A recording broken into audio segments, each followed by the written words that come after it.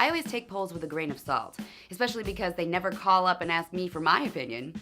But the Pew Research Center just released a new study I found pretty interesting. It was all about how the world views media bias. They surveyed people from 38 countries on whether or not they think their media is biased and whether or not they're okay with that.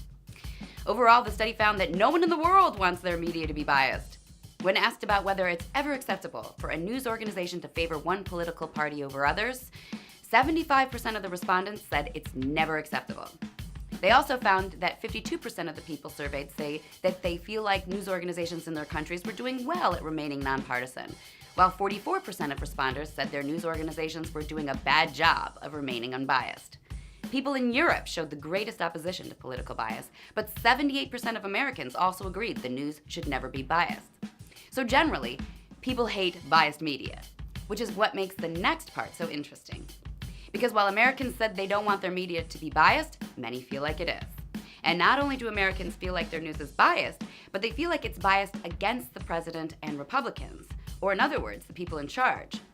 Only 21% of right-leaning Americans think the media is fair.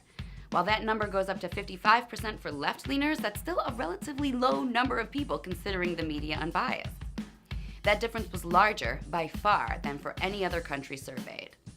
And the reason that's interesting is because it makes the US one of only a few countries where governing party supporters are less satisfied with their media than non-supporters. Because generally, the media of a country backs their government. They support their government.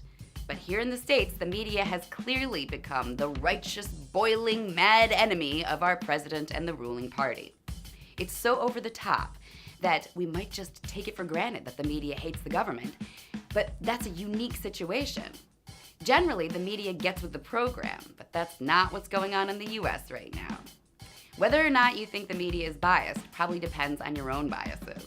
But no matter what team you're on, I think we can all agree that the media's behavior these days, if nothing else, is pretty gross.